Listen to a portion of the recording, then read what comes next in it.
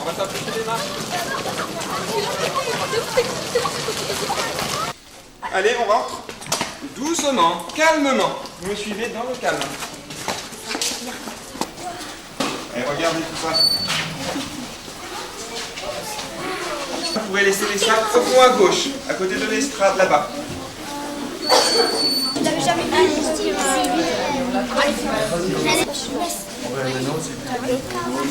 Bon les enfants, maintenant vous allez me suivre, vous allez vous asseoir en demi-cercle ici. Je vous explique les choses. Donc les enfants, vous avez vu qu'il y a des bureaux derrière vous. Et bien ces bureaux, ce sont ceux qui étaient utilisés dans l'ancienne école jusqu'en 1968. 1968, pourquoi? Parce que c'est la date d'ouverture de notre école actuelle, de votre école dans laquelle on est installé maintenant. Et ces bureaux, on va les installer, on va les disposer ici dans leur classe d'origine, tels qu'ils étaient à leur emplacement. Alors, on va s'organiser, on va procéder dans le calme, évidemment, sans s'exciter. Alors, je vais vous en dire un petit peu plus. Nous sommes ici aujourd'hui pour recréer les conditions dans lesquelles vos grands-parents, pour certains, des grands-oncles ou tantes pour d'autres, ont été à l'école publique de cette commune jusque dans les années 50. Alors pour cela, on va essayer de se rapprocher de leur quotidien, c'est-à-dire de leur manière de vivre, donc dans cette classe, donc tant au niveau de l'étude et du travail, que de leur jeu. Écoutez-moi bien, donc je vais vous expliquer quelque chose sur l'organisation de cette salle. Donc, il faut savoir qu'autrefois, elle était coupée en deux, car il y avait deux classes dans cette salle. Il y avait donc un mur, une cloison ici. Donc à ma gauche, je trouvais la classe de cours moyen, les plus grands élèves, et à ma droite, la classe de cours élémentaire et de cours préparatoire pour les plus petits élèves. On va s'organiser pour... Des bureaux, pupitres de 2 personnes, avec le banc incorporé derrière, et puis un grand tableau central, un tableau tournant, une armoire. Allez, on va le mettre celui-ci sur le piano. Allez, allez-y.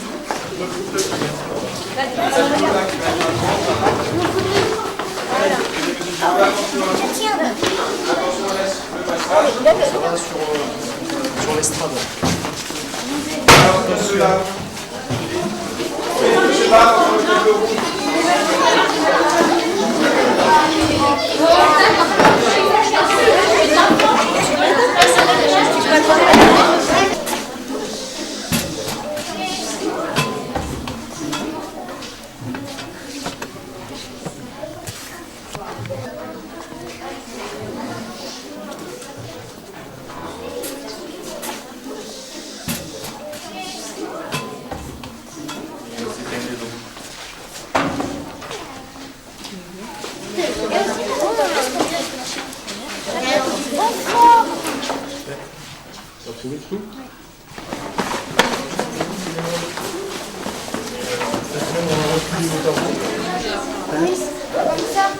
Le deuxième en 2 ici, et après on mettra les autres derrière.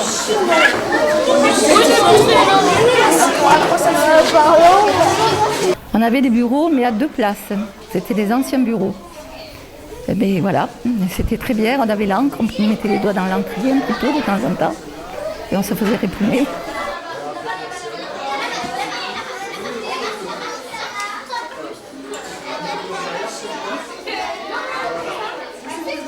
Tout le monde est bien installé? Il ne manque personne? Oui, monsieur. Oui? Il manque quelqu'un. Qui donc? Il y a la pendule. Oui, tu peux aller la chercher s'il te plaît. C'est bon, ça.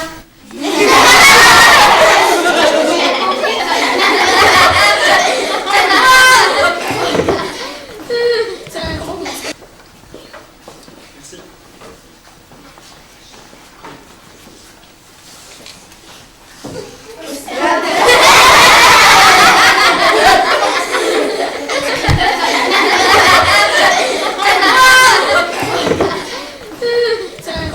Nous allons démarrer cette reconstitution, donc je vais vous demander toute votre attention au programme écriture. Je vais donc demander à Maë de venir distribuer les encriers à tes camarades. Merci. Les cours élémentaires, on vous a installé des tables au fond pour que vous puissiez faire des dessins pour décorer votre classe ainsi que préparer certains accessoires. Alors, vous allez vous exercer à l'écriture comme les élèves d'autrefois. Pour pour cela, on va vous distribuer sur une table des modèles d'écriture. Alors, il va falloir faire bien attention, car il va falloir respecter la taille des lettres et leur forme.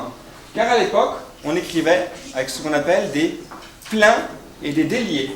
Alors les déliés, si on regarde cette lettre sur le A, c'est cette partie qui est toute fine, la première partie du A.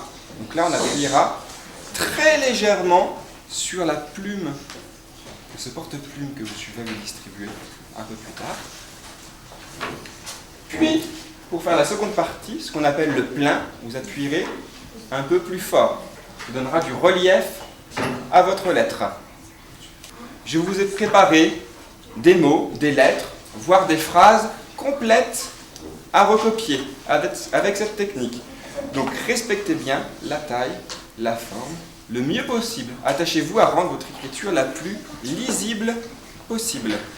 Donc je vais demander à Jeanne de venir distribuer les feuilles modèles, puis ensuite les feuilles de copie. Merci.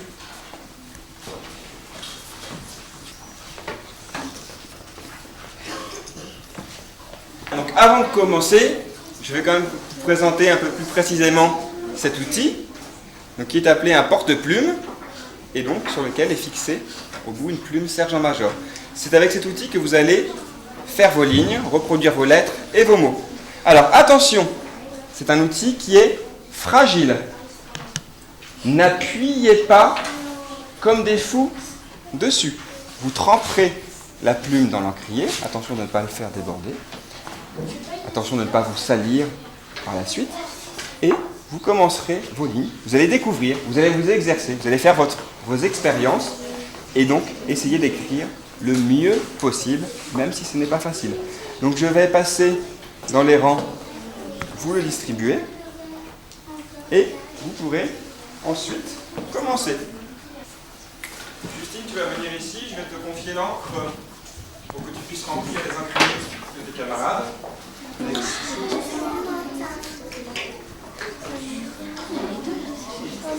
Donc tu vois Agnès ici, c'est ce qu'on appelle, ce qui est marqué en double trait, là, ce sont les pleins. C'est les endroits où tu devras appuyer un peu plus fort sur ta plume. Ici, le haut et le bas du dé, avec un seul trait, ce sont les déliés, les endroits où on effleure le papier, ce qui permettra d'avoir un dé avec des endroits plus épais ici et ici, alors qu'ici ce sera plus fin. Tu essayes? Alors, trempe un peu plus ta plume dans l'encre.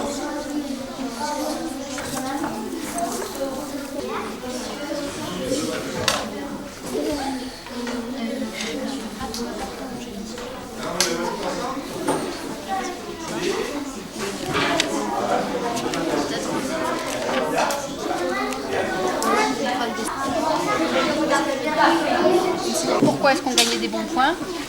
Parce que vous êtes gentils. Oui, Travaillez bien. parce qu'ils travaillaient bien. Donc nous, on va préparer ces boîtes à bons points.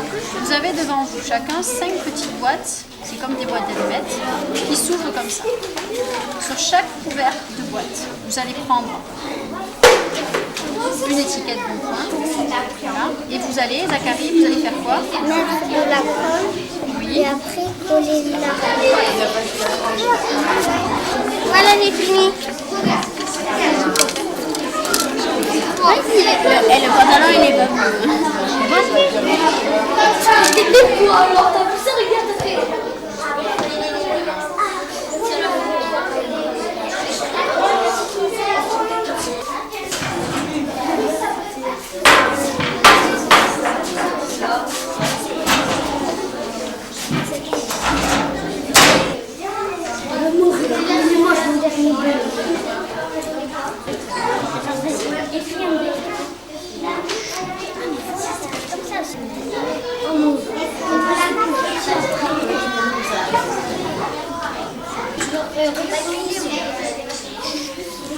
Tiens Quentin, il y a ta maman qui vient te chercher comme prévu, donc tu peux y aller et à jeudi.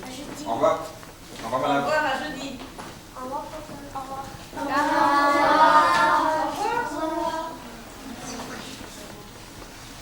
Donc, nous allons copier sur le cahier la date du jour et inscrire la maxime du jour. Alors attention, la date du jour, aujourd'hui, savez que nous sommes revenus au lundi 30 avril 1951. La maxime du jour, je vous la lis. Travaillez, prenez de la peine, c'est le fond qui manque le moins. Donc on va demander à Louane de venir distribuer les cahiers du jour.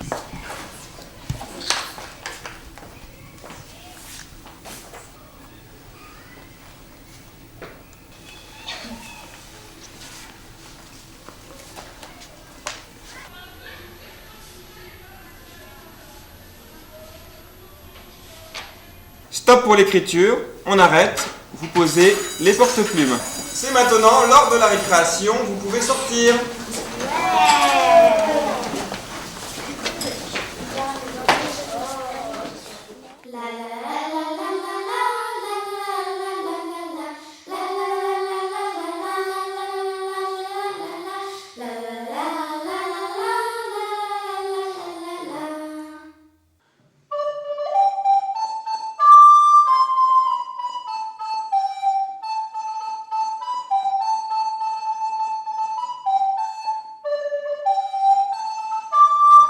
Ces enfants n'ont vraiment aucune éducation.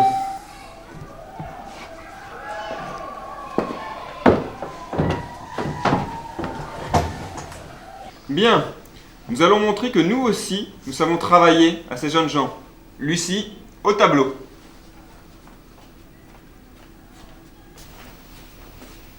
Le laboureur et ses enfants. Travaillez, prenez de la peine. C'est le fond qui manque le moins. Un riche laboureur sentant sa mort prochaine fit venir ses enfants, leur parla sans témoin. Gardez-vous, leur dit-il, de vendre l'héritage que nous ont laissé nos parents. Un trésor est caché dedans. Je ne sais pas l'endroit, mais un peu de courage vous le fera trouver. Comme ça, alors nous, tous les matins, on avait une phrase qui changeait, qui était écrite au tableau, et puis on dissertait un petit peu sur cette phrase. Alors c'était, je l'ai déjà donné, le laboureur et ses enfants. Ça veut dire que tout travail mérite salaire et est une peine. Donc c'est une base de l'éducation de l'époque. Maintenant, on nous a appris toujours la politesse, le respect. Il y avait le maître d'école, il y avait le curé de campagne aussi, et il y avait le maire des personnes qu'on respectait en priorité, c'est vrai. Je sais qu'il fallait être à l'heure, hein, pour ne pas se faire punir. Et puis qu'en route, il fallait dire bonjour aux gens que l'on rencontrait sur la route et enlever le béret. Et un jour, j'avais pas salué une institutrice qui habitait avant le bourg, là. Eh bien, attention, j'en ai entendu parler ici. J'étais puni ici, avec des paires de gifles, et puni chez moi. Monsieur de La Fontaine nous donne ici la marche à suivre pour réussir sa vie. Travaillez, travaillez, travaillez, il en ressortira toujours quelque chose. Ne restez pas à attendre que cela vous tombe tout cuit dans la bouche. Ne succombez pas à la tentation de la paresse ou à la facilité. Donnez-vous de la peine. Cela renforcera votre caractère et votre tempérament. N'est-ce pas, monsieur Garbet? Vous me copierez 100 fois, je ne dois pas rêver en classe. J'étais un peu distrait aussi. On regardait les oiseaux, on regardait l'été, en fonction des saisons, tout ce qui se passait dans les arbres là, et tout ça, oui. Ce n'est pas comme ça que vous réussirez dans la vie, monsieur Garbet. Après la leçon de morale, on passait aux grandes matières, mathématiques ou grammaire, orthographe, presque tous les jours. Travaillez, prenez de la peine, c'est le fond qui manque le moins. Ils étaient sévères, mais ils étaient justes. Donnez-moi cette boulette. C'est-à-dire qu'ils punissaient quand ils étaient sûrs qu'on avait fait une bêtise. Allons. Ils tenaient une certaine discipline, pas de bruit dans la classe, qu'on écoute ce qu'ils disent. C'était, sinon, bon, si on faisait de grosses bêtises, ils nous donnaient une punition. On écrivait des lignes. Je ne vais pas distraire mon camarade, moi je ferai 20 lignes. Je ne ferai pas de bruit dans la classe. Monsieur Lalanne, n'auriez-vous pas une petite idée de la personne qui aurait pu faire cela? Mais c'est pas moi, monsieur, c'est pas moi. 1 kilo de sucre, 1 litre d'huile, du beurre. Faire marquer sur le cahier de l'épicière. Mon cher Jeannot, ne serait-ce pas là l'écriture de votre mère? Je la reconnais maintenant pour l'avoir tellement vue sur vos mots d'excuses. Mais c'est pas moi, c'est pas moi. Vous ne perdez rien pour attendre, monsieur Lalanne.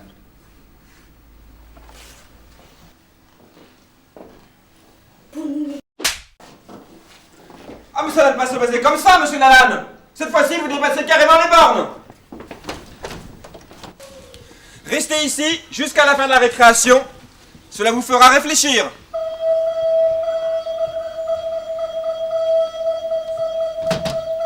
Seulement une fois, bon, j'ai été petit peu plus difficile que d'habitude, il m'a jeté dehors.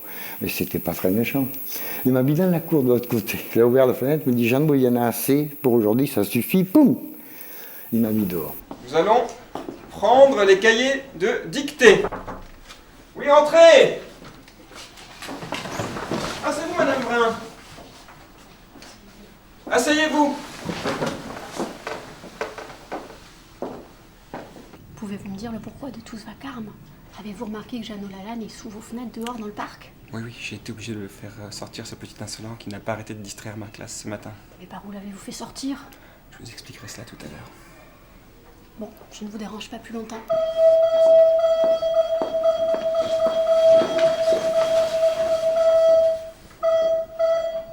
C'est bon, asseyez-vous. Nous allons reprendre le point normal de notre travail. Donc vous allez sortir votre cahier de dictée.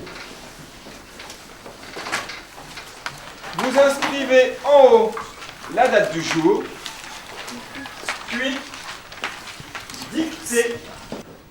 Un souffle léger passe dans l'air et Catherine frissonne. 2 points.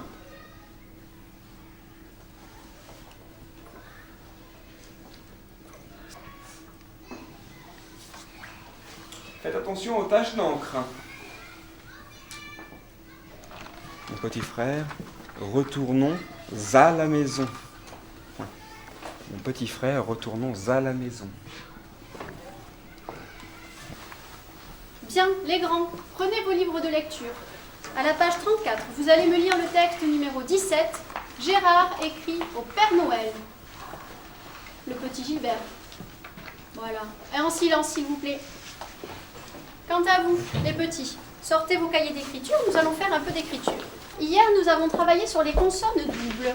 Qui peut me donner un exemple de consonne double? Toi là-bas, tu ne lèves pas le doigt. Tu étais là pourtant hier, non? Oui. Une pomme. Très bien. Un bon point pour toi. Tiens. Merci. Bien. Regardez donc par ici. Je vous écoute. Vous levez le doigt pour me lire ces mots, s'il vous plaît. Et toi, au fond. Pomme. Très bien. Donne. Très bien. Et ce dernier mot?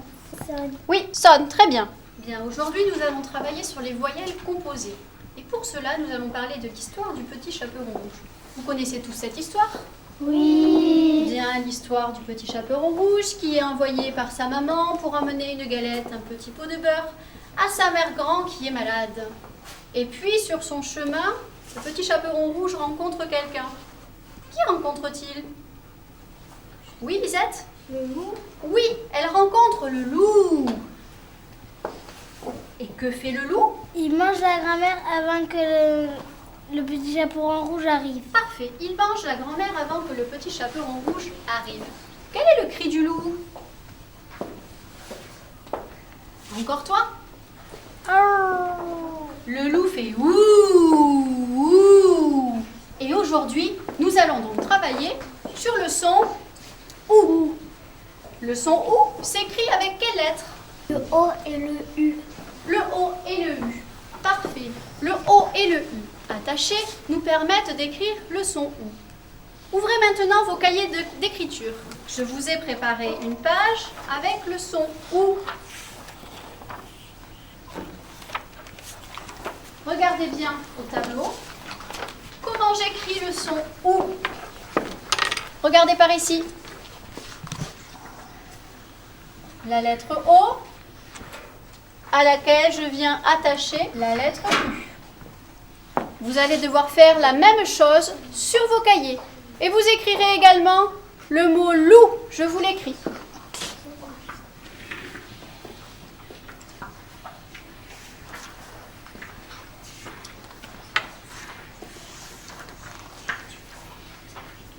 comme ceci. Vous allez en silence faire ce travail d'écriture et surtout, appliquez-vous bien.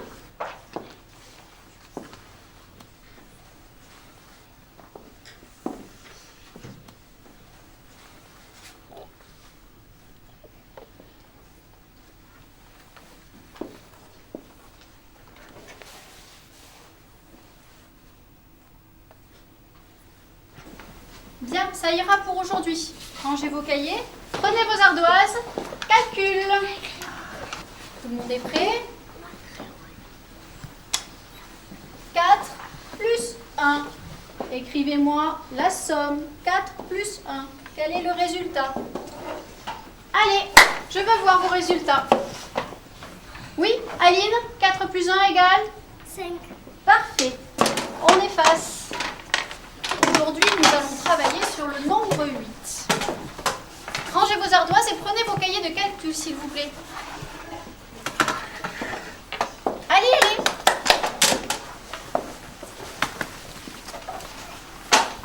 Vous allez faire seul et en silence les exercices que je vous ai préparés dans votre cahier de calcul. Il s'agit du nombre 8. Pendant que vous ferez ces exercices, je m'occuperai de vos camarades de cours élémentaire. C'est entendu ? Bien, au travail.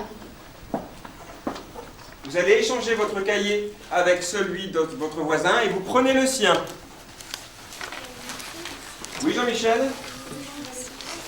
Oui, vu que Monsieur Lalanne est dehors, vous échangez votre cahier avec Inès.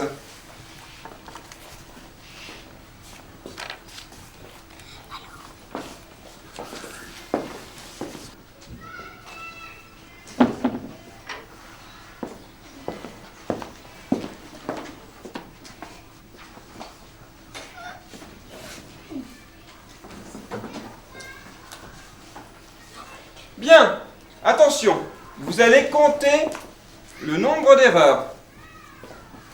Attention, 5 erreurs égale à 0. Et un 0 à l'examen, c'est éliminatoire. Fermez vos cahiers et dites, vous allez me les ramasser et me les déposer sur mon bureau.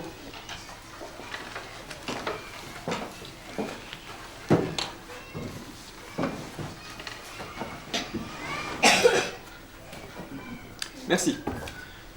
Donc maintenant, vous prenez votre cahier de calcul et nous allons passer au calcul mental.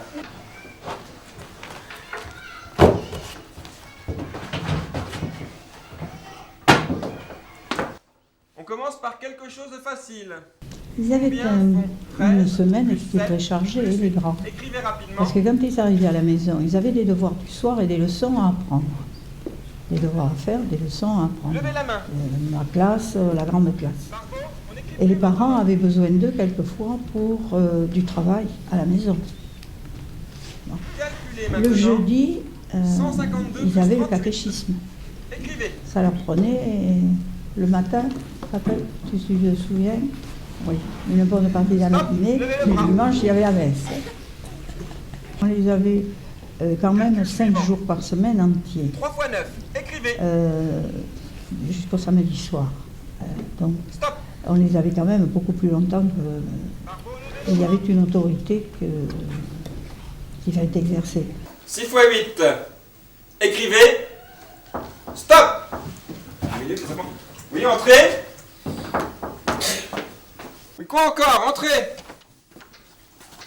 Monsieur l'instituteur,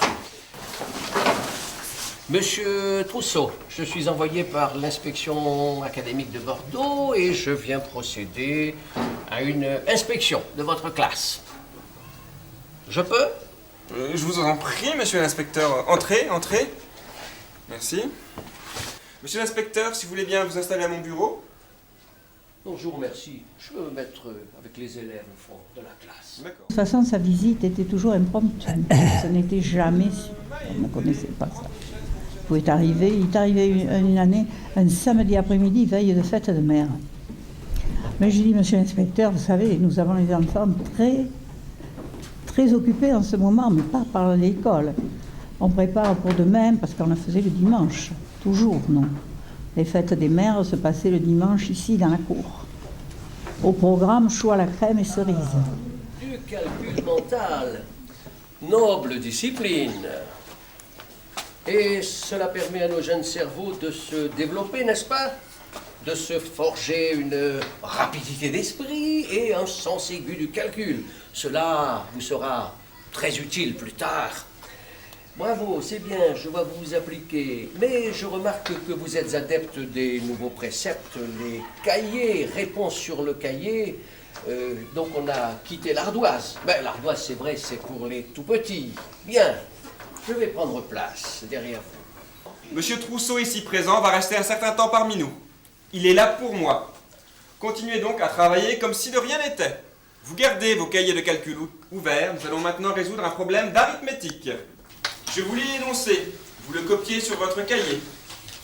Pour faire un gilet, votre maman emploie 6 pelotes de 50 grammes chacune à 150 francs l'une et 325 francs de boutons. Ce gilet vaut en magasin 2900 francs. Quelle économie votre maman a-t-elle réalisée en le confectionnant elle-même? Vous devrez me faire apparaître toutes les opérations au propre sur votre cahier. Pour les calculs, utilisez votre cahier de brouillon. Bien, leçon de choses. Regardez donc ce schéma sur les poêles. 3 parties. Le foyer, où vont brûler les morceaux de charbon que l'on aura déposés.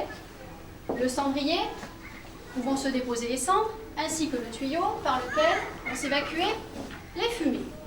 Question. À votre avis, comment fait-on pour modérer le chauffage d'un poêle? Oui? On ferme l'arrivée d'air. Très bien, Ranout. Un bon point. Merci, madame. Et maintenant, que se passe-t-il si l'on ferme complètement l'ouverture d'arrivée d'air du poêle? Oui. Le feu s'éteint. Bravo. Qu'est-ce qui se passe donc quand on ferme la clé du tuyau? On s'en fume.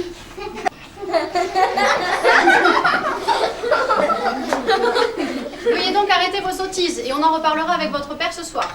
Merci. Que se passe-t-il donc si l'on ferme complètement la clé du tuyau? Oui. Le feu s'éteint. Le feu s'éteint, tout simplement. Un bon point. Quand on travaillait bien, même les mauvais élèves, des fois, ils avaient fait de bons devoirs, et bien ils avaient droit à des récompenses. Alors la récompense, c'était, au départ, c'était des bons points. Quand on avait bien travaillé, on avait un bon point. Quand on avait 10 bons points, on avait une image. Et c'était dur d'avoir une image.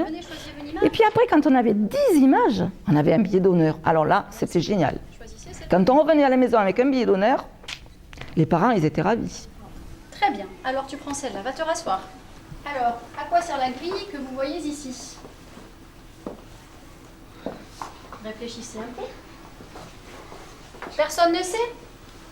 Alors cette grille, elle a une double fonction. Retenir le charbon dans le foyer et laisser passer l'air pour une bonne combustion. Elle sert aussi à laisser passer les cendres et les poussières qui tombent dans le cendrier. Une question facile. Pourquoi dit-on qu'un tuyau long chauffe-t-il mieux qu'un tuyau court? Oui? Mon père dit que la longueur du tuyau est plus importante car il diffuse plus de chaleur. Mais bien sûr, plus le tuyau est long, plus les gaz qui s'échapperont du feu en chaufferont la paroi. Un bon point pour toi. Et à quoi sert le tisonnier? Oui? À faire tomber les cendres. À faire tomber les cendres. Mais pourquoi faut-il faire tomber les cendres? Oui? Pour nettoyer le feu, comme tu dis. Mais pourquoi? Pour qu'il soit propre. Non, pas pour qu'il soit propre. Réfléchissez. Pour relancer le tirage. Mais bien sûr, si vous mettez un morceau de papier sur le dessus du poêle, quand il est bien chaud, vous verrez, il s'élève dans les airs. Pourquoi? Parce que l'air chaud est plus léger que l'air froid, donc il monte. Et en montant, il soulève le papier. Essayez chez vous cette petite expérience, montez sur un escabeau. Et vous verrez, plus vous montez, plus il fera chaud. Je vais dormir sur le plafond. Arrêtez de vous dissiper. De la leçon du jour, vous retiendrez bien qu'un poêle se compose de 2 parties essentielles. Un foyer et un tuyau, par où s'échappe la fumée. On active le feu en faisant entrer davantage d'air dans le foyer. Pour cela, on ouvre la porte inférieure du poêle ou la clé. L'air chaud est plus léger que l'air froid. Bien, rangez vos affaires doucement et vous sortez en récréation sans bruit s'il vous plaît. Dans le calme.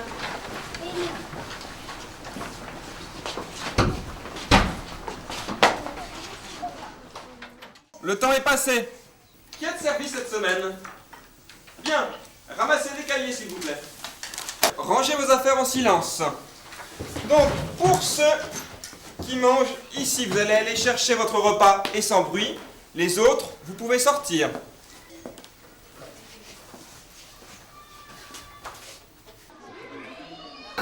Chacun amenait son petit manger de chez lui, dans un petit panier comme le chaperon rouge, puis elle amenait le panier à la grand-mère, et mangeait ce qu'il y avait, on mangeait sous les prévôts, parce que je n'ai connu la cantine, moi, que les dernières années.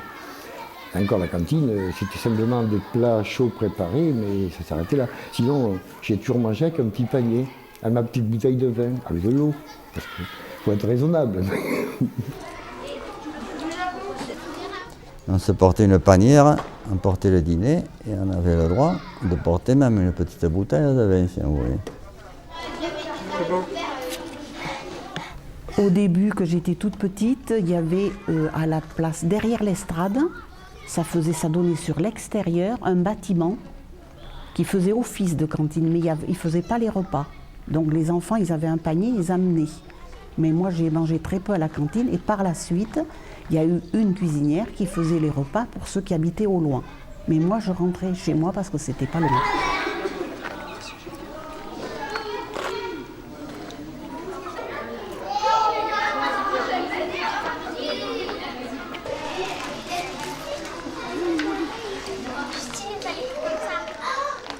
La cour de l'école ici, c'était un havre quand même. Les enfants avaient ce grand portail, et ils étaient toujours fourrés pour regarder qui passait dans l'allée, c'est sûr. Mais il y avait le parc juste à côté. Il y avait cette espèce d'arbre, le Polonia, qui était là au milieu de la piste qu'il y a. Il y avait une ancienne fontaine, une pompe qui était là également.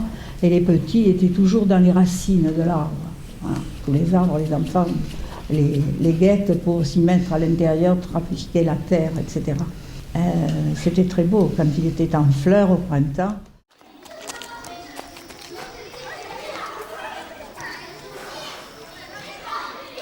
Alors, ça dépendait. Les filles à la corde à sauter, ça a toujours existé. 1, 2, 3 soleils, ça a toujours existé aussi.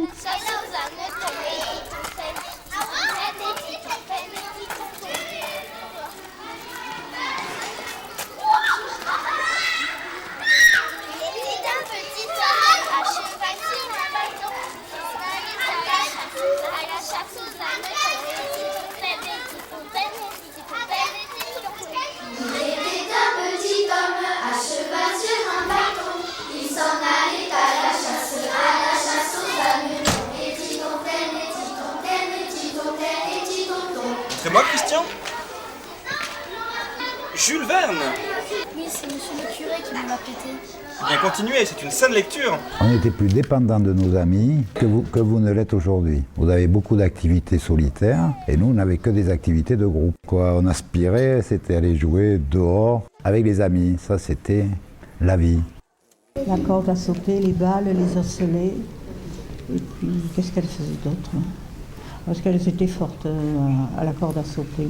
Et que je te croise les bras, et que je te les croise. J'étais super, super douée. Une poule sur un mur qui picote du pain dur. Picotille, picota, lève la queue et puis s'en va. Mais moi, ma préférence, c'était me mettre sur le coin de l'escalier et lire.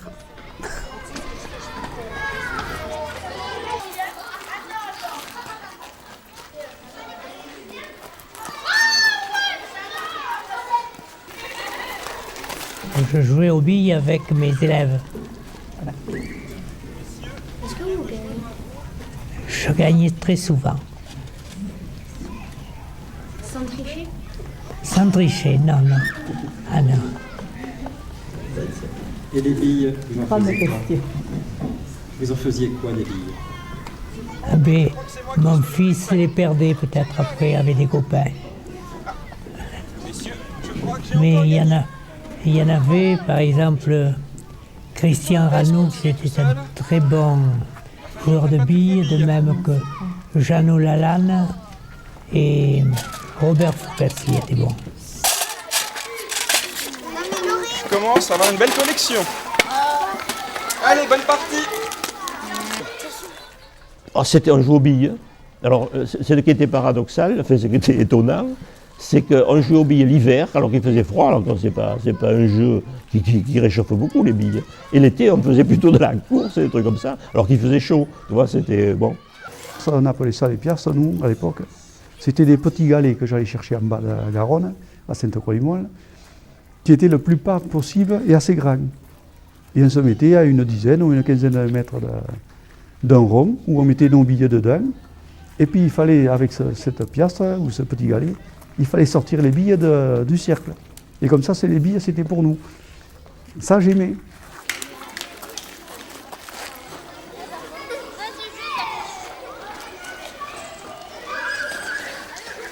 Là, je peux être invisible. Mais là, au rouge, je peux pas. Il fallait se rappeler quand même, de temps en temps, on se moquait de nous. Alors donc, on faisait un peu pareil. On profitait. Et puis dans la cour d'école, alors ça c'était mémorable, on se vengeait. Parce que dans la cour d'école, autrefois, il y avait des toilettes. Je crois maintenant, elles ne sont plus là. Et quand elles rentraient, alors on les regardait, et quand elles rentraient aux toilettes, on allait derrière et on les fermait dedans. Et évidemment, c'était pas très Regardez ce que ce Jonathan de Jean-Pierre-Latry a fait, il a encore enfermé les filles dans les toilettes. Bon, je vais aller voir. C'est pas possible, Jean-Pierre. Vous avez le diable au corps. Et sortez les filles. Vous, allez en classe. Vous copierez 100 fois. Je ne dois pas embarquer mes petits camarades dans les toilettes. Rangez-vous correctement par deux. Silence. Bien, avancez. Et sans bousculade.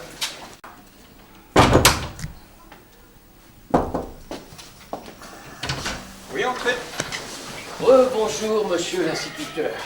J'avoue avoir passé un moment charmant en compagnie de votre prédécesseur. Et ce petit vin de Sainte-Croix-du-Mont, un vrai régal. Bien, ça. J'ai d'autres inspections à faire. Asseyez-vous, les enfants. Ne perdons pas de temps. Je vous en prie, monsieur l'inspecteur, prenez place. Prenez vos cahiers de géographie. Edith, venez effacer le tableau.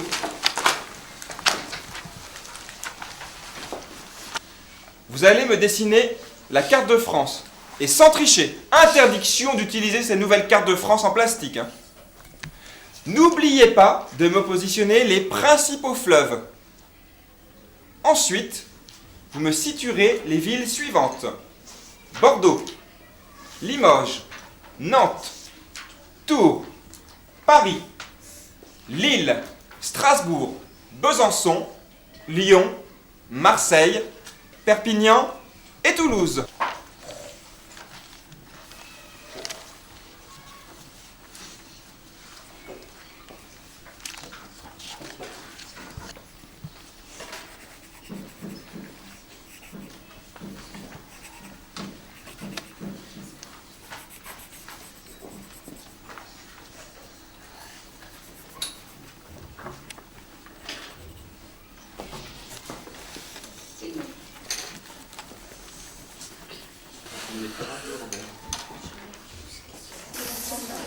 Alors Jean-Pierre.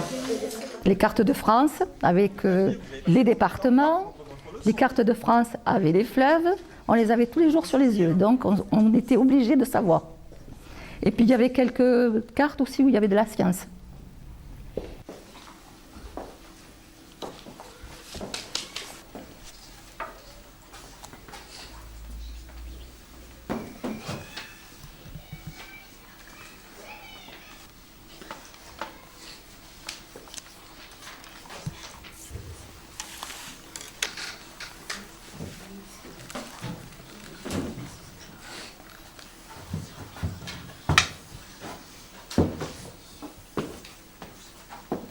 C'est terminé.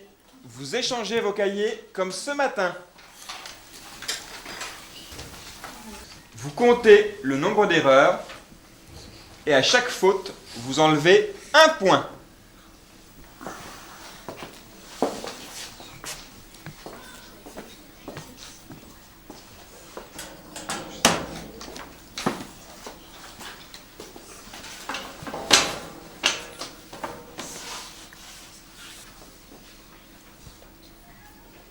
Maintenant, vous rangez vos cahiers de géographie et vous prenez vos cahiers du jour. Vous pouvez me faire passer les cahiers de géographie, s'il vous plaît? Edith, ramassez les cahiers pour monsieur l'inspecteur.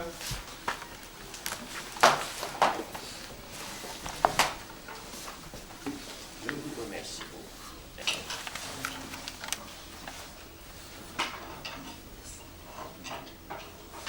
Prenez vos cahiers et sortez vos crayons.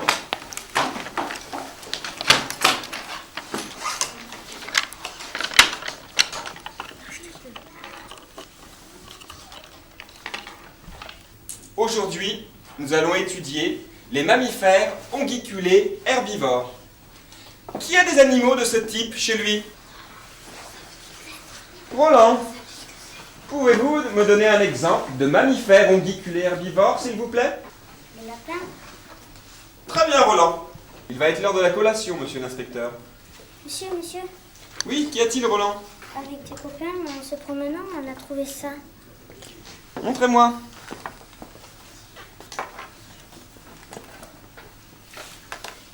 Bravo, Roland. Ce sont des os de lépuce, ou oryx aussi appelé lièvre. Qui connaît la différence entre un lièvre et un lapin? Roland? Les pattes du lièvre sont plus longues, c'est pour ça qu'il court plus vite. Excellent, Roland. Les bras m'en tombent. Comment peuvent-ils savoir cela déjà à leur âge? Bravo, bravo. Eh bien, Roland, réponds à la question de monsieur l'inspecteur. C'est le père de Jean-Michel Babot qui nous l'a dit, il est chasseur. J'oublie toujours l'énorme avantage des petits campagnards par rapport à leurs petits cousins de la ville. C'est vrai que vous êtes très proche de la nature, mais c'est bien. Continuez, continuez. Nous allons sortir dans le calme et nous ranger devant la table de distribution.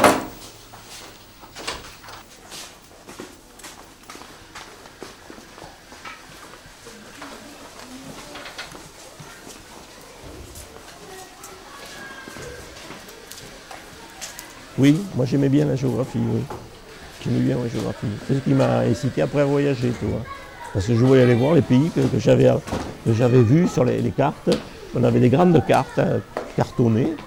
Eh bien, monsieur Garbet, il suffit de rêver maintenant. Allez, finis en récréation. De tous ces pays qui me semblaient extraordinaires, quoi.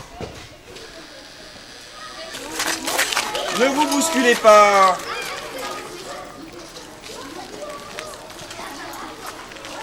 Et là, toi, viens ici. Viens prendre ton bol de lait. J'aime pas le lait. Impossible. Tous les enfants aiment le lait. Et de toute façon, tu n'as pas le choix. C'est plein de bon calcium, c'est bon pour tes os et pour ta croissance.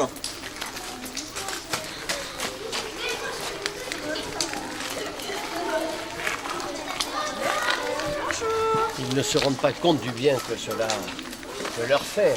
Du bon lait de ferme. Toutes les après-midi, c'était l'heure du verre de lait. Pour excuser les excédents agricoles, soi-disant qu'il y avait beaucoup de lait. C'était M. Mendès France qui a mis ça à l'époque. Et à 4 heures, il y avait des tables qui étaient mises dans la cour, et côté filles et côté garçons, mais tout le monde allait s'asseoir et avait droit à son verre de lait. Voilà.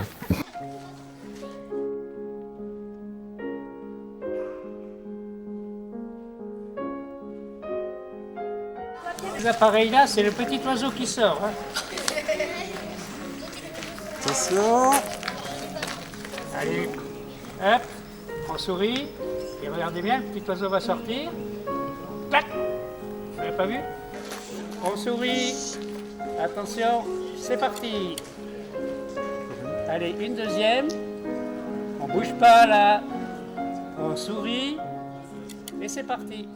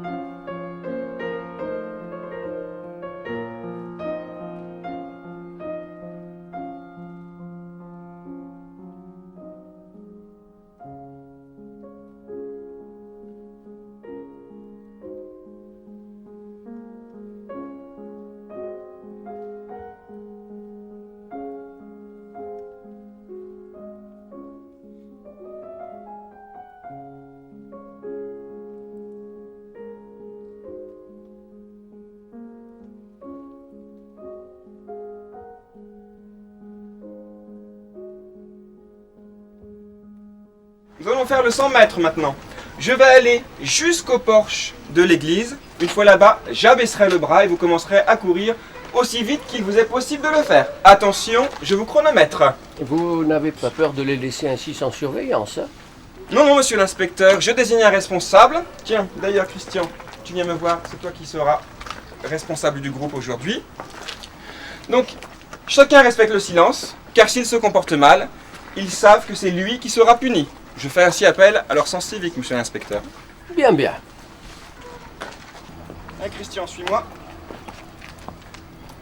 Bien. Tu te positionnes ici et tu relayeras mon signal de départ auprès de tes camarades.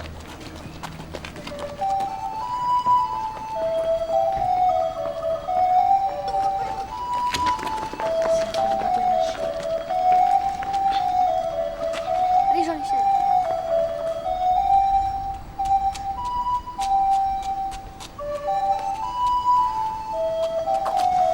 Allez, allez, monsieur Barbeau! Mais j'habite pas, je suis fatiguée. Il ne s'agira pas de fatiguer le jour de l'examen, hein? Faites un effort! Christian! Christian! Christian! Christian! Christian! Christian! Christian! Allez! Christian! Christian! Christian! Très bien, Ranouk, vous avez le meilleur temps. 13 secondes, 5 dixièmes. Bravo! Bravo, Christian!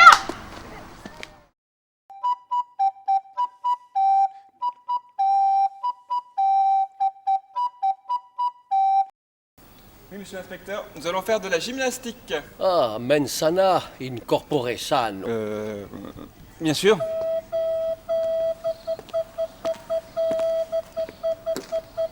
Bien, vous allez faire un quart de tour sur votre droite. Maintenant, vous allez tendre les bras pour vous marquer. Très bien. Droite, à gauche. De droite, à gauche. Allez, Robert, on tend.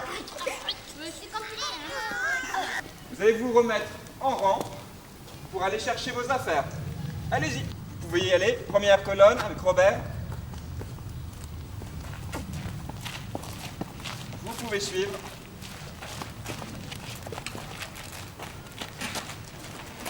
À vous, Jean-Michel.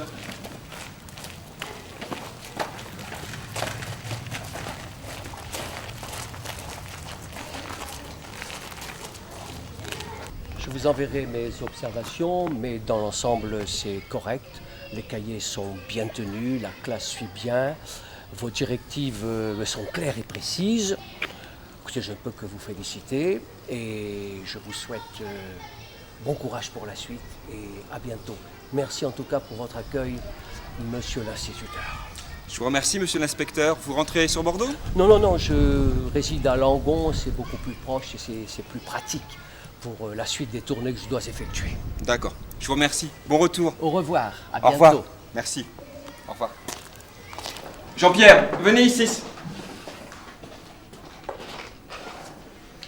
Figurez-vous, madame, que ce garnement a enfermé les filles de sa classe dans les toilettes. Inutile de vous dire que je l'ai immédiatement puni et qu'il restera 5 récréations de suite dans la classe à faire des punitions sur son cahier.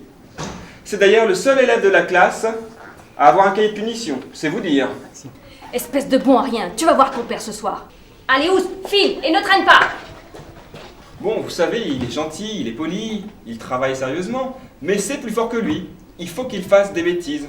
Oh, pas forcément grave, mais il faut qu'il en fasse. Merci, monsieur l'instituteur. On va le punir comme il se doit. Merci, madame Latrie. Si j'aimais y aller? Non. Là, je vais répondre non, moi. Ah bon? Vous n'aimiez pas aller à l'école? Non. Non, parce que c'était loin, et puis et partir de ma maison, c'était, pour moi, je me retournais, je regardais ma maison, j'étais habitué, j'étais pas dans un village, alors j'avais pas beaucoup de contact avec les gens, alors qu'en venant vers ici, voir beaucoup de monde, tout ça, j'étais un peu perdu, je parle quand j'étais petit, hein, oui. J'aimais pas l'école. Disons que j'ai découvert beaucoup de choses déjà là. Je me rappelle ma première arrivée avec la main des parents. On prenait à 4 ans environ. Et la première alarme, quand on a quitté les parents, c'est la première fois que je l'ai quitté peut-être, oui. Et puis après, la vie de groupe qu'on a appris. Ah oui, c'était une vie différente de la famille, qu'on est sorti de la famille. C'est la première impression que j'ai de découvrir l'école. Déracinement peut-être, et puis bon, après le départ de l'apprentissage. Mon premier jour d'école, j'ai pleuré toute la matinée. J'avais donc 6 ans. Et ces 6 ans, ça a une explication. C'est que mon jeune frère, qui a 1 an de moins, à l'époque, on ne rentrait pas à l'école suivant son âge. Mais comme on était 2, une année près, on est rentrés ensemble. Donc pour éviter des frais, parce que les familles n'étaient pas très riches, on faisait rentrer. Donc je suis rentré avec mon plus jeune frère. Et mon plus jeune frère avait que 5 ans et moi 6 ans. Donc vous voyez, je n'ai pas commencé de bonne heure l'école. Et il y avait un arbre au milieu de la cour, juste derrière nous, un bel arbre. Et mon petit frère, qui est grand maintenant, mon petit frère pleurait toutes ses larmes parce que maman lui manquait. Et bien moi j'ai pleuré de concert parce qu'il fallait bien l'accompagner. Voilà, c'était mon premier jour d'école. Ça c'est un vrai souvenir. Comme à ce moment-là, on ne se déplaçait pas beaucoup en voiture, il n'y avait pas de bus. Donc entre le haut et le bas, on ne se voyait pas souvent. Donc, quand on venait à l'école, c'était les seuls moments où on rencontrait les copains du haut qui habitaient en haut de Sainte-Croix-du-Mont, excepté le jeudi, quand on se battait dans la pelouse.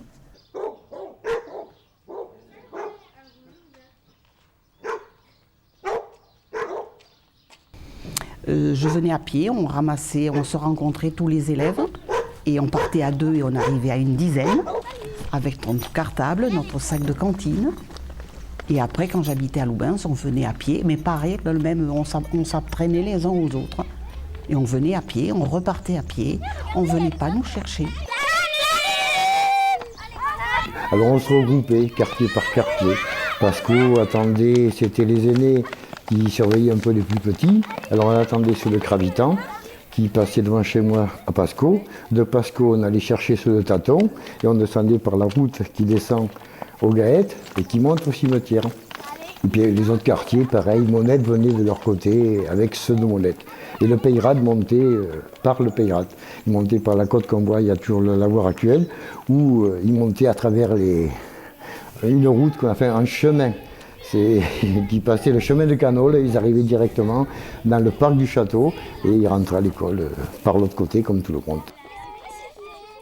Le plus grand plaisir, c'était les jours d'orage. Il y avait des grands fossés dans la Gaëlle, des grands fossés partout. Alors on faisait des bateaux, on faisait n'importe quoi, on était contents. On ramassait des bois dans le château, des écorces de pin, parce qu'il y avait un goût de grand pin. Bon, puis des bouts de planches qu'on ramassait tout bêtement. On mettait un fanion avec une espèce de drapeau, on était contents. Et au dernier moment, trop tard. On arrivait en retard, on se dépêchait. Ah, puis un seul coup, il y en avait, oh, viens voir, il y a un petit crapaud. Alors, bon, alors là, c'était l'extase devant le crapaud. Alors, le plaisir de le faire sauter, on le poussait un peu. Oh, puis après, il s'arrêtait. Châtaigne dans les bois,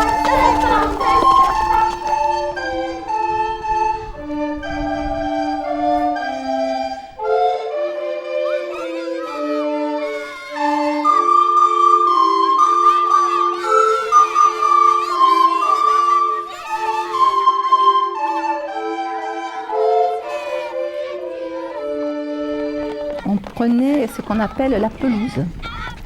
C'est-à-dire on passait à travers les vignes et le champ qui se situe derrière le château. Et on y allait en groupe, c'est-à-dire que tous les enfants du village du bas se regroupaient et montaient ensemble. Il était un petit homme à cheval sur un bâton.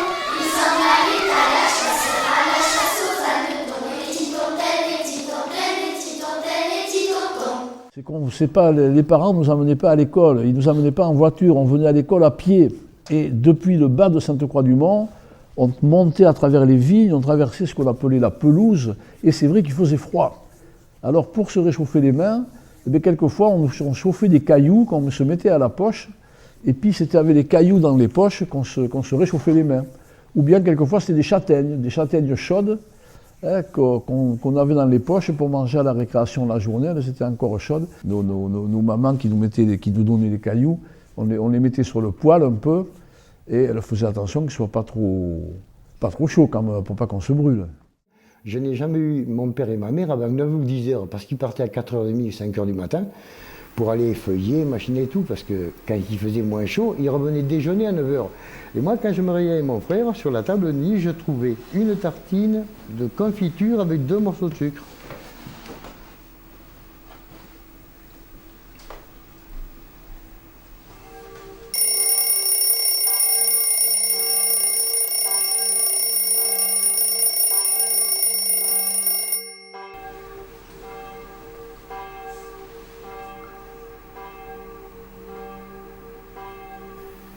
Je déjeunais avec ça et j'allais à l'école.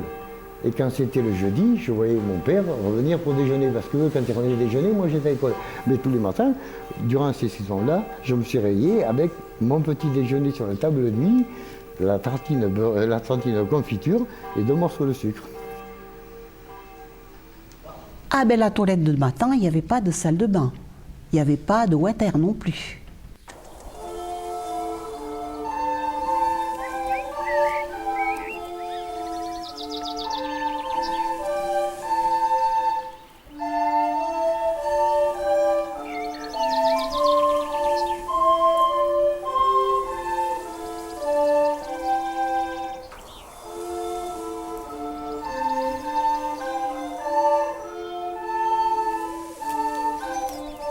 La toilette se faisait à l'extérieur, dans un robinet qu'on dégelait, et c'était vraiment la toilette du chat.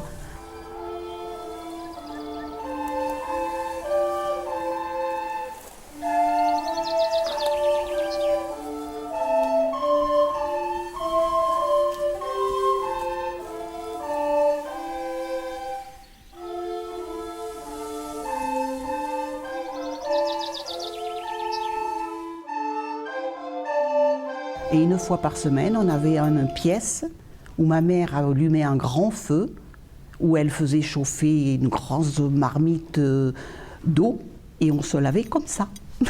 Quand on était plus grande, maman partait à la vigne et nous disait ben, « vous ferez la soupe pour midi », le jeudi, parce qu'on n'avait pas d'école le jeudi à l'époque. Donc le jeudi, on faisait la... 12 ans, par là. 10-12 ans, oui, on faisait la soupe, on faisait... On aidait le couvert, enfin tout ce qu'il faut faire. Que celle qu'elle faisait. Ah ben bien sûr, pour nous encourager.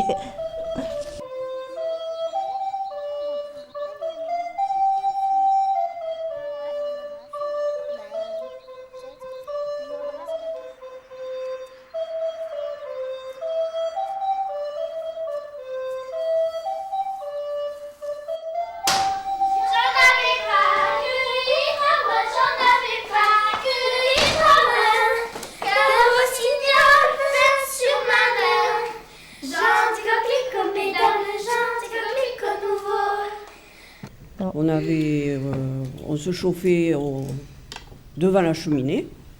La Il cheminée. fumait beaucoup. Et il fallait ouvrir la porte pour pas qu'elle fume. Alors, pour chasser la fumée. Alors on avait chaud devant et froid derrière. On n'avait pas de salle de bain. Les water étaient au fond du jardin. Mais on avait l'eau et l'électricité. C'était déjà un grand confort pour l'époque. On avait l'eau dedans, parce que beaucoup allaient dans les villages, allaient à la pompe tirer de l'eau, hein, dans la rue. Mais nous, on avait l'eau qui venait sur l'évier. On avait l'eau à l'évier. Puis juste qui était devant la porte. Oui, de ce côté-là, c'était un confort. Et les villages étaient vivants, oui. Quand on avait besoin de quelque chose, on s'entraidait beaucoup. Beaucoup entre voisins. Puis pour le cochon, c'est vrai que c'était sympa. On préparait déjà avant le hachis pour les boudins, pour les pâtés, pour tout ça, on préparait. Et puis on picotait, voilà, on appelait ça picoter le lard après. Et puis pour faire fondre, pour faire cuire les cochons. La veille, on peut les échalotes, enfin tout. Et une fois par an, donc à peu près à cette époque de l'année, on tuait le cochon à la maison. Moi, je n'aimais pas ça d'ailleurs. Hein. Je m'en allais au fond de la maison, les doigts dans les oreilles. Je ne voulais pas entendre crier le cochon.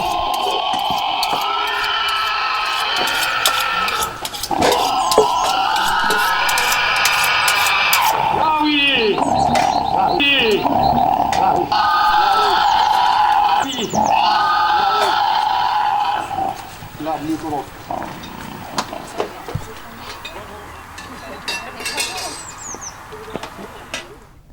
a appris le travail de bonheur. Hein. À 14 ans, on était dans la vigne déjà.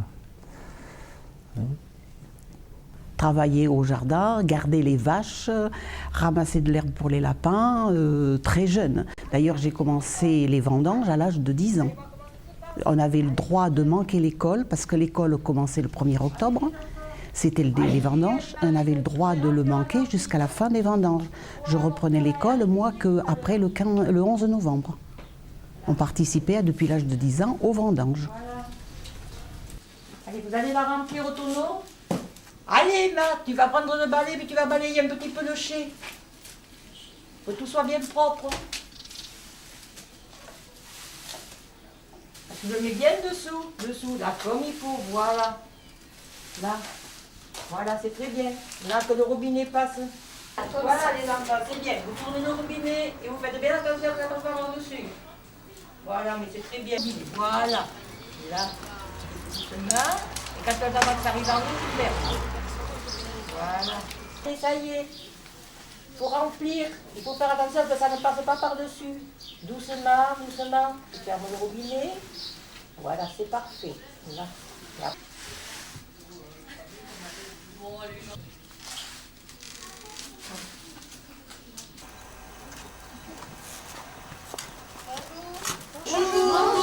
Bonjour. C'est la livraison d'un pour Madame Bombard. Oui, on le livrera demain. D'accord. Tu viens, Jean-Louis? Posez ça, voilà. Merci. Bonne journée. Merci, bonne journée. Au revoir. Au revoir. Non, c'est un peu lourd, hein. Venez.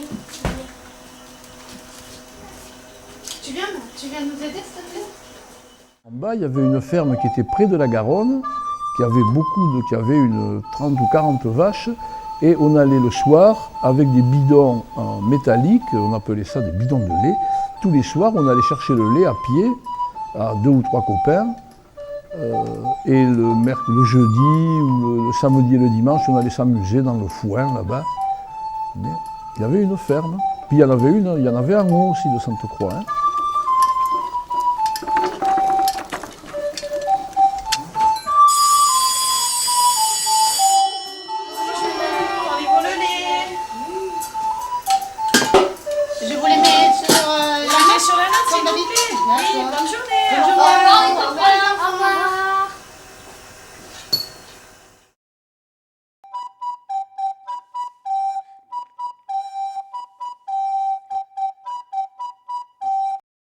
C'était ma mère et ma grand-mère qui tenaient une des 4 épiceries qu'il y avait dans le village. Parce qu'autrefois, il y avait 4 épiceries dans le village. Il y en avait 2 en bas et 2 en haut. Parce qu'il n'y avait pas de supermarché à Langon ni à Cadillac. Et c'était tous les gens venaient faire les courses dans les épiceries du village. Quand la Marie s'en va au lard, elle va pas sans ses 2 liards. Elle va chez la charcutière, son dessus sous son bordel. Au revoir, les enfants. Au revoir, Alicia. On trouvait de tout. C'était les épiceries de village, c'était les supermarchés d'aujourd'hui. Alors bien sûr, la surface était moins grande, mais on trouvait de tout. De l'huile, du café, des boutons, des fermetures éclairs, de la morue même. On trouvait même de la morue. Donnez-moi des haricots verts si vous avez. Haricots verts? C'est bien, c'est bien. Je vais prendre un paquet de beurre. De beurre? Voilà, c'est grâce. Merci beaucoup. Je vous dois 10 francs, s'il vous plaît. Voilà. Merci. Bonne journée. Merci, de même. Au revoir. Au revoir, mesdames, merci. Bonjour. Bonjour. Vous voulez chercher des étageries pour la petite? Oui. C'est la grande, madame. C'est la plus grande. Alors. Elle fait du combien? C'est ça? Tiens, tu vas m'essayer ça. Elles sont à combien? 6 francs. 6 francs. Et les collants, ils sont à combien? 12 francs. Ah oui.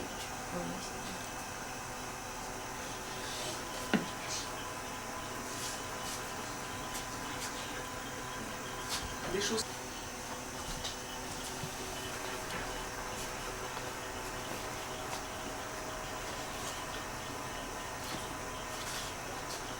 la Pierrette.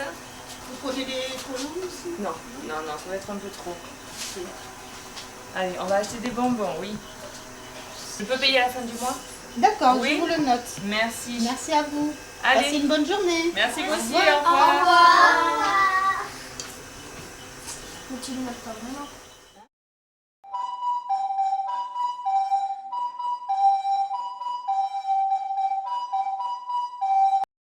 Les gens faisaient la vigne soit avec un cheval, soit avec un bœuf, ou même, il y avait même une vache en haut de Sainte-Croix-du-Mont.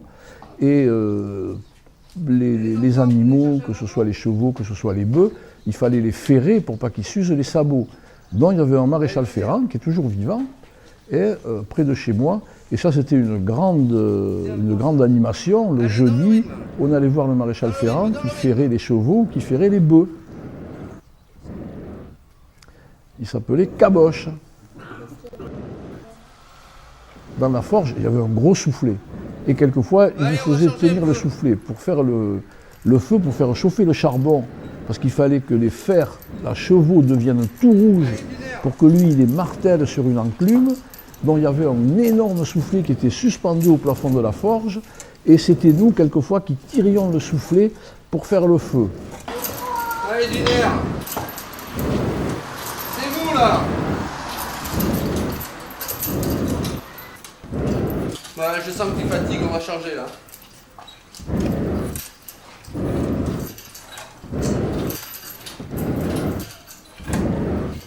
Allez, Diner, faut que ça rougisse, hein. Bon, vous avez bien travaillé, allez, un bonbon. Voici l'hiver bientôt passé, le doux printemps arrive. Voici l'hiver bientôt passé, le doux printemps arrive. Comme elle est pleine de beauté, chacun aime la vivre. Cette saison tant désirée, de l'ennui nous délivre. Entendez-vous rossignoler qui chante à merveille? Entendez-vous rossignoler qui chante à merveille?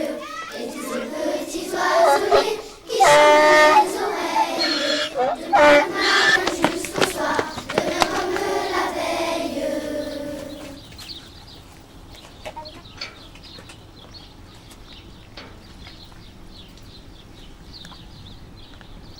Tu veux pas boire? Non, il a pas soif. Mon père allait au cheval, avec le cheval à Moulette, chercher du foin chez M. Sacriste, donc, chercher 200 kilos de blé, d'avoine pour le cheval et tout, avec le cheval, parce qu'on n'allait pas, il y avait la brouette, ni porter, donc le cheval et la charrette, on allait chercher ce qu'il y avait besoin de chercher. Chercher le foin dans les prés quand mon père avait fauché, on ramassait, c'était un outil de transport et de travail, hein. C'était pas... Bon, bien sûr, on n'allait pas... Si, on a eu une fois, à Langon, chez les vétérinaires, mais non attelé, avec le cheval pour... c'était en face du marché, à Langon, là où il a marché, face à la Garonne, c'est encore marqué maréchal Ferrand et tout ça. Et là, il y avait les vétérinaires qui venaient systématiquement, une fois ou deux dans la saison, il fallait amener le cheval pour voir s'il n'était pas malade, s'il était en bonne santé et tout. Alors là, oui, c'était la grande balade, parce qu'il fallait Sainte-Croix à Langon, à pied, avec le cheval, et on revenait. Mais bon, c'était la seule fois où on allait si bien que ça avec lui, parce qu'il n'était pas fait pour ça. Il était fait pour aller dans les champs. Attention. Ouais, vous, ça a l'air mal.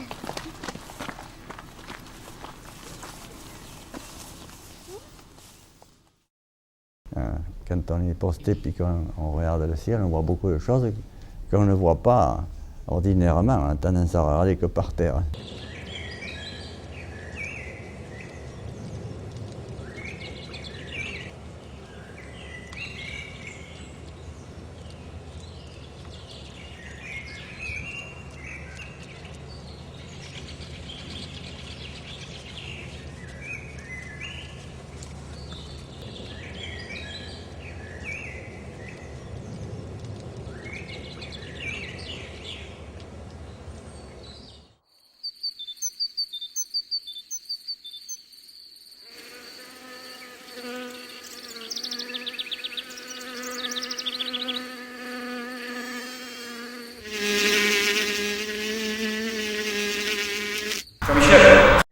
pas le ciel qu'il faut regarder, c'est la terre.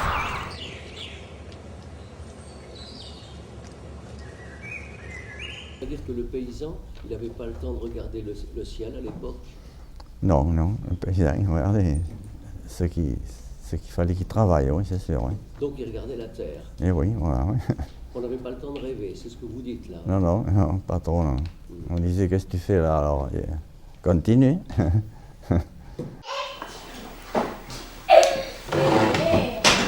Oui, oui, on avait des devoirs. Et apprendre les leçons. Et on se débrouillait, nos parents ne nous aidaient pas à l'époque, parce qu'ils n'avaient pas le temps. Ils n'avaient pas le temps. Donc, oui, on avait des devoirs, on avait des leçons. Il y avait des devoirs un petit peu le soir, oui. Il y avait déjà étudié une récitation, qui au hasard, ça tombait sur l'un. Ting, poum, poum, récite-moi 2 trucs. Et puis, il y avait 1 ou 2 problèmes de calcul à faire. J'étais jamais, mais bon, c'était le matin, ramasser les copies et savoir. Et il y avait des devoirs tous les soirs. La géographie, apprendre la géographie, les villes principales, préfectures, sous-préfectures, savoir dessiner la France, parce qu'à l'époque, on n'avait pas un calque. On dessinait la France à la main, au départ total, et après on décrochait les départements. Dans les classes intermédiaires, on dessinait la France. Et au fur et à mesure qu'on avançait jusqu'au certificat d'études, on commençait à découper les départements en y mettant les villes principales. Ça fait que tout le monde savait où se trouvait Cherbourg, Bordeaux, Lille, Lyon, Marseille, parce que ça a été visualisé dans le fait d'avoir dessiné la carte de France et inscrit la carte de France. Les fleuves et les montagnes. Ah oui, bien sûr, oui, il était dessiné la Garonne, la Seine, le truc, tout ça. Et puis les Pyrénées, les Alpes. Bon, c'était des choses que j'ai 60 ans, je sais toujours. Et je ne les ai pas inventées, je les ai appris à l'école. Donc.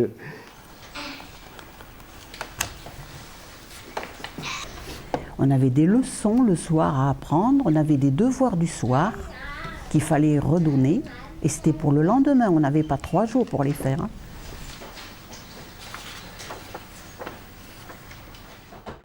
On le disait, ou on écoutait la radio. On écoutait la radio, il y avait des émissions de radio très, très intéressantes, on écoutait la radio. Ben, j'ai appris beaucoup de choses à la radio, oui, tout à fait. Mais on pouvait, la radio, c'était pas prenant comme la télé, tu vois. Donc on pouvait avoir une activité secondaire en même temps que l'on écoutait la radio. Tu pouvais, je me rappelle, moi j'aimais bien faire des collages, tu vois. Je faisais des, avec les moyens du bord, tu vois, avec des petites boîtes de sucre en carton, je faisais des collages, je les pliais, je faisais des pliages, des collages. Donc tout en écoutant la radio, je pouvais faire ces activités-là. Voilà. Puis on se retrouvait au bord de la cheminée, tout ça, oui, c'était agréable, les soirées étaient agréables, voilà, comment on passait les soirées surtout, parce que l'été, les journées étaient longues, donc les parents débauchaient tard, sortaient tard de la vigne, ils travaillaient très tard, donc après la nuit était courte, donc il fallait se coucher tôt, il fallait se coucher aussi après le repas, on se couchait, voilà. Et que l'hiver, c'était beaucoup plus long. Les veillées étaient plus longues et plus importantes, oui, effectivement. Oui, oui. Pour y cueillir du romarin. Les enfants, où êtes-vous? Je ne vous entends pas. Nous sommes dans le jardin, maman. Évidemment, surtout l'hiver, bien sûr. Les soirées étaient longues. Alors évidemment, il n'y avait que la cheminée avec le bois pour se chauffer. On se réunissait un moment pour parler des choses avec des ancêtres qui racontaient des choses d'autrefois, jusqu'à l'heure d'aller au lit. Mon père en a raconté davantage parce que ses parents lui racontaient encore plus, il avait même écrit il n'y a pas longtemps. Puis-je me lever? Oui, tu peux te lever.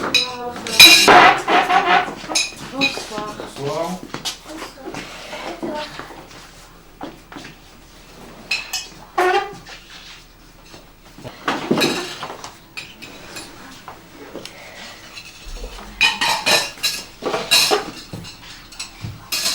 Peux-tu me prêter un livre, s'il te plaît?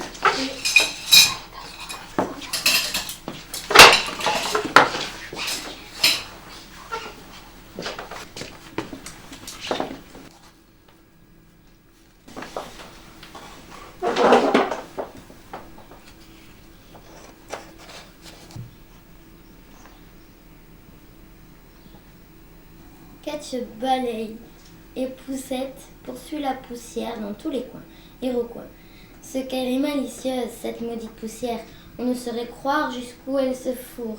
Armée d'un balai, d'un plumeau, d'une tête de loup, Catch monte à l'échelle, grimpe sur les armoires, leste comme un clown. Ce n'est autre que la trompe du pauvre Bobby qui, ayant glissé dans une ancienne carrière, pousse des rappels au secours déchirants. Poum, rassuré, lui crie de ne pas s'inquiéter qu'on allait... Est-ce que tu as préparé tous ces vocaux pour les conserves? Oh non, non, non, il y a trop de gibier là, avec son fusil, là, il arrête pas de tout tuer, j'ai plus le temps. Et comment tu vas faire? Ah ben, il va falloir trouver le temps, si jamais tu peux m'aider, ça serait bien. Un après-midi ou comme ça? Ouais, dès que tu peux. Peut-être dimanche alors. Ouais. Bon, d'ici là, j'espère qu'il aura rien tué, hein. Alors.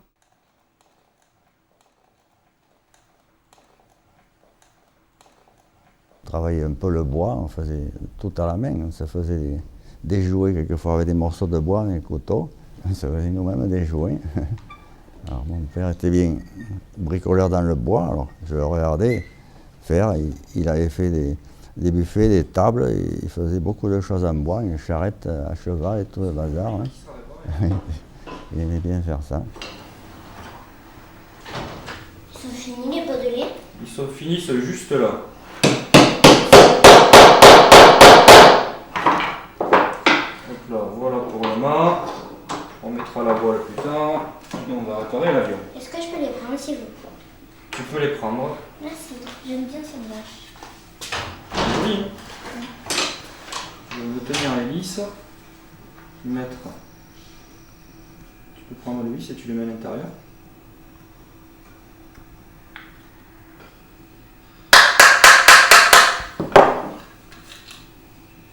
Un avion tout neuf.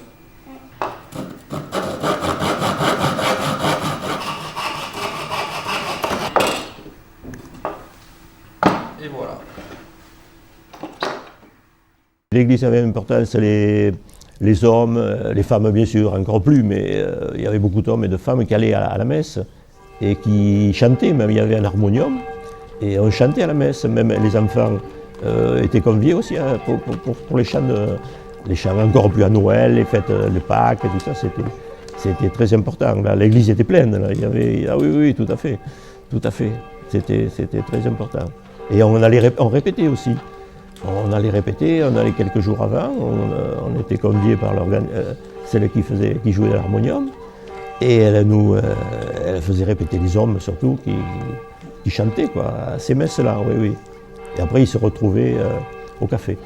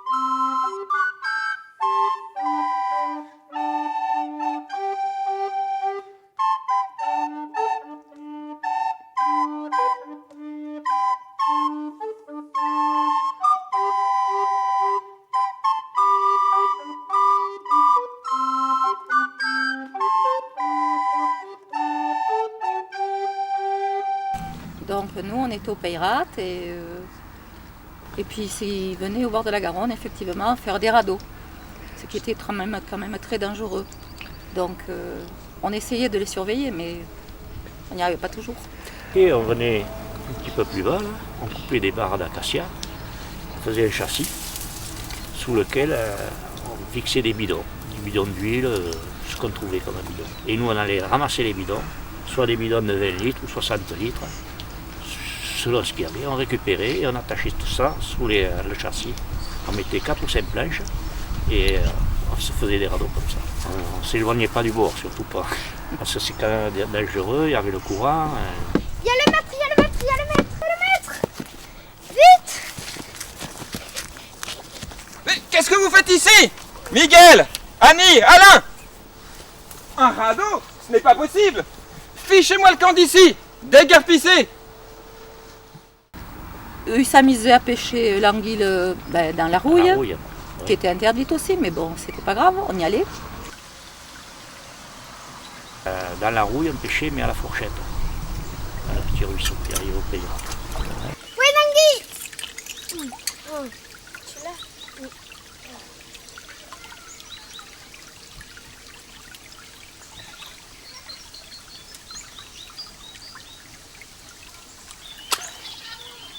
C'est bon, tu l'as eu.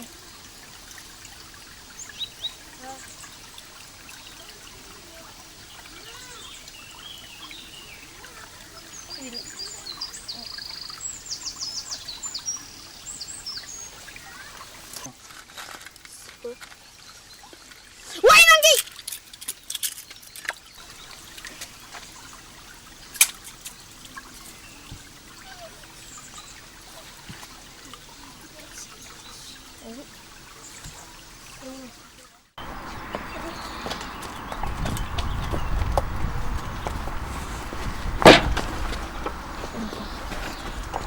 Les pièces. Ouais, bonne idée. Ah si, celui-là. Ouais. Et puis on faisait aussi des piastres en plomb. On faisait fondre du plomb sur le poêle, on les faisait fondre dans des boîtes de cirage, et ça nous faisait des piastres en plomb, ça.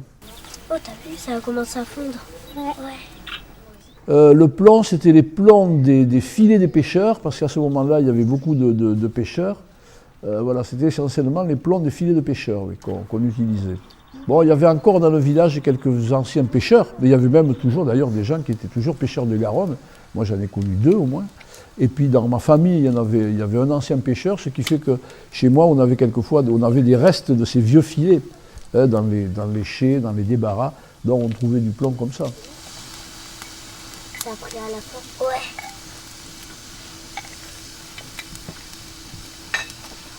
Il y a encore des morceaux.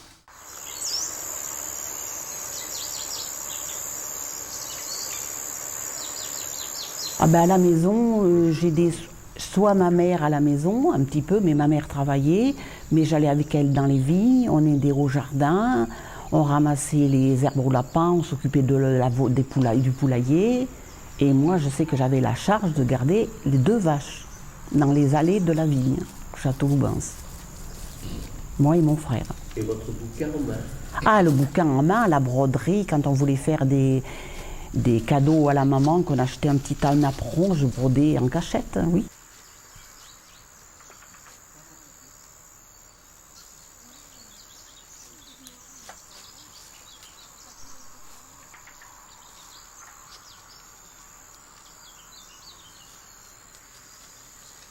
On était libre, on avait peu de loisirs, bien sûr, on avait peu de jouets, donc ça fait qu'on jouait beaucoup dans la nature. Ici, toi, il y a les grottes. Et alors là, à l'époque, quand j'étais en classe, c'était un endroit entièrement envahi par les ronces, les arbustes, c'était pas exploité, tu vois, donc c'était à l'état sauvage dans ces grottes. Alors pour nous, c'était le bout du monde. On descendait la falaise, on s'accrochait aux racines, on descendait, et on allait jouer dans ces grottes-là.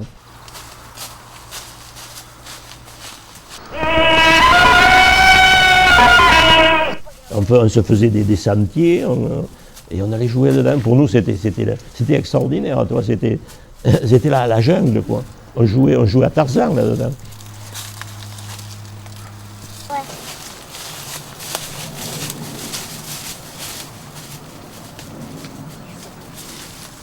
petit oiseau a pris sa volée. Mon petit oiseau a pris sa volée. A pris ça à l'omelette, a pris ça à l'omelette. Maman, que veux-tu? Regarde, les veillées, et j'ai amené aussi 2 magazines de pèlerins. T'as vu les photos comme elles sont jolies? Oh, il y a Christian. Bonjour les filles. Tu vas à la pêche? Ouais, je suis au bord de Garonne. Tu vas pêcher quoi? L'esturgeon.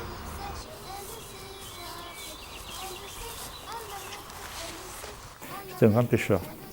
Et qu'est-ce que vous preniez? De tout. C'était la Garonne, il y avait de tout à cette époque-là. On pouvait même s'y baigner. Maintenant, c'est pour les pourris, cette Garonne. C'est de la poubelle. Avant, il y avait du sable, du gravier, il y avait des poissons. Et depuis qu'ils ont dragué la Garonne, on appelle ça une poubelle éliminable. On ne peut même pas s'y baigner, les poissons étaient immangeables. Il ne reste plus que des sciures, je ne sais pas si vous connaissez les sciures, c'est des poissons énormes. Ils font jusqu'à 2,50 m et qui bouffent les autres, il n'y a plus rien.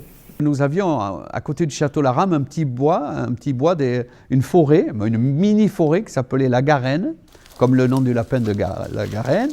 Et nous y allions jouer, et des rochers qui dominent les grands virages de la côte de Larame. Et nous construisions des cabanes, on grattait, on trouvait des petits crânes d'oiseaux, on trouvait des crânes de petites souris, on gardait tout ça. Enfin, on était les archéologues de Sainte-Croix-du-Mont, voilà. Hé, Patrick, regarde, j'ai trouvé des os. Ah ouais. Oh mon Dieu, regarde. Ah oui, un crâne de lapin. On peut faire là? Ouais. Oh, il est bizarre ce lapin. Ouais, c'est clair.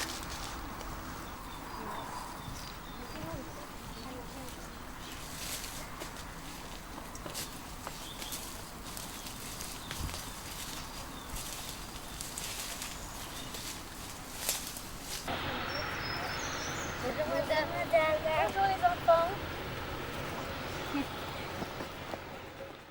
Ça vous va? Ouais. Ok, ça me convient.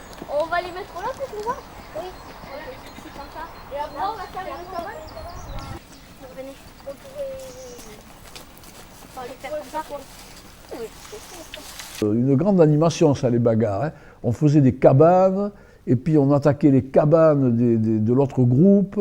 On se battait dans la pelouse dans le jeudi entre les enfants du haut et les enfants du bas.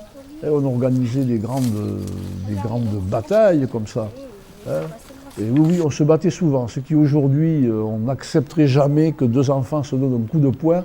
Dieu sait si on se donnait des coups de poing et si on revenait avec des bleus et des yeux au beurre noir quelquefois. Et les parents ne nous disaient rien. Ça faisait partie de la vie, ça, la bagarre entre enfants. Il y avait même une petite rivalité, disons. Mais l'école rassemblait tout le monde. C'est des ratés, ils sont pas nombreux. Qu'est-ce qu'ils font là? Et je les ai vus construire une cabane. Une cabane? Oui.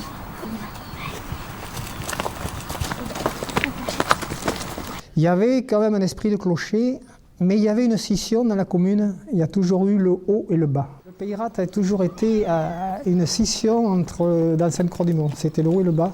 Et là, j'ai les souvenirs extraordinaires des conflits qu'il y avait entre le haut et le bas. Il y avait des conflits qui allaient jusqu'aux petites bagarres. Il y avait un lieu de rencontre où les conflits devaient se...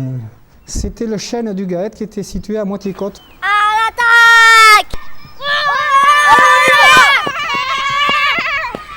Et arrivé là, il y avait les groupes du haut et les groupes du bas, et ça se terminait toujours.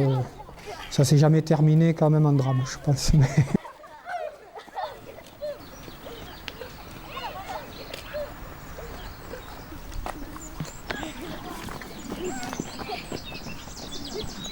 Les gars, l'Espagnol!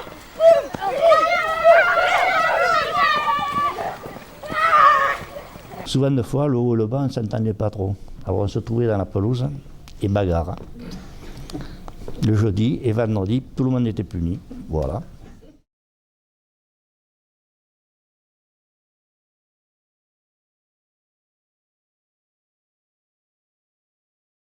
En fait, oui, qu'est-ce que je dois à l'école? Je dois tout, puisque sans les bases, on n'est rien sur Terre, je pense. Mais si j'ai pas continué, c'est que j'avais le sentiment, et je l'ai toujours, que j'avais autre chose à découvrir hors de l'école et il me tardait d'en sortir. Et j'apprends toujours hors de l'école parce que le terrain est quand même très conséquent et primordial. Alors l'école m'a appris évidemment, comme on l'a dit tout à l'heure, la vie de groupe, les bases éducatives à tous les niveaux. Nous, on n'avait pas trop d'avenir. Bon, nos parents, il n'y avait pas les moyens. Nos parents n'avaient pas les moyens de nous envoyer, de faire des études. Bon, ils ne voulaient pas, évidemment, ils voulaient que ça soit un peu mieux qu'eux, comme toujours. Hein. Donc, comme à l'école, bon, on ne travaillait pas trop mal quand même. Et après, quand on est allé, après le certificat d'études, on est rentré donc au cours complémentaire. À cette époque-là, bon, on passait le certificat complémentaire en 4e, après le brevet, le BEPC.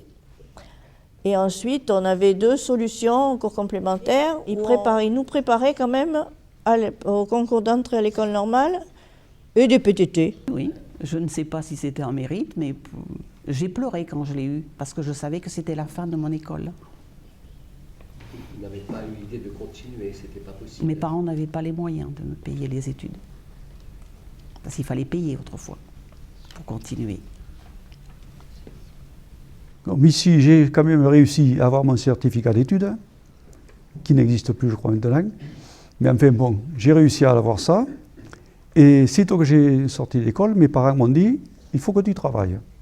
Donc, le premier travail que j'ai fait, c'était plombier zingueur sanitaire. Mes parents avaient envie que je continue mes études, et puis ça ne s'est pas fait. Donc, voilà. Mais moi, je pensais continuer mes études, oui. Et ça ne s'est pas fait, voilà. Je voulais faire comme mon père, viticulteur. Je l'avais écrit dans les rédactions et tout, oui. C'était un métier qui me plaisait. À cette époque, beaucoup auraient voulu être viticulteurs, parce que ça marchait très bien, quoi. En 1945, c'est plus le cas maintenant. Bon, ben, j'ai des bons souvenirs, surtout avec mon institutrice, je vous l'avais dû avoir, Madame Brun, elle est passée. Elle, j'étais dans les premiers, bon, ça se passait très bien, des bons points, j'en avais. Et par contre, M. Brun, je n'ai pas de gros souvenirs, parce que je suis resté 1 an avec lui, et après j'étais en 6e au lycée mixte à Langon. 6e, 5e, 4e, 3e, seconde, première, bon, j'ai plané, puis je suis parti. Après, je suis parti à l'armée. Toujours dire que le passé était mieux que le présent, je crois que ce n'est pas vrai. Il y a des changements qui sont liés au changement de société, qui sont liés sans doute à la place une place différente que l'enseignant occupe aujourd'hui dans notre société. Autrefois, c'est vrai que l'enseignant faisait partie des notables du village. Donc, ce n'est plus le cas aujourd'hui. L'enseignant est considéré comme un professionnel, comme n'importe quel autre professionnel. Souvent même, son enseignement est remis en cause par certains parents, ce qui n'était pas le cas à l'époque. Je crois qu'à l'époque, les parents reconnaissaient la valeur de l'enseignant, acceptaient à la fois les contenus et les décisions qu'il pouvait prendre vis-à-vis des enfants. C'est vrai que le rapport aussi qu'on avait à la punition n'était pas du tout le même qu'aujourd'hui. La punition pouvait être quelquefois physique, c'est aujourd'hui formellement interdit évidemment. Donc toutes les décisions de l'enseignant n'étaient jamais remises en cause par qui que ce soit. Qui a eu cette idée folle un jour d'inventer l'école? Qui a eu cette idée folle un jour d'inventer l'école? C'est ce sacré Charlemagne, le sacré Charlemagne. De nous laisser dans la vie que les dimanches et jeudis. De nous laisser dans la vie que les dimanches et jeudis. C'est ce sacré Charlemagne, le sacré Charlemagne. Ce fils de Pépin le Bref donne beaucoup d'ennuis.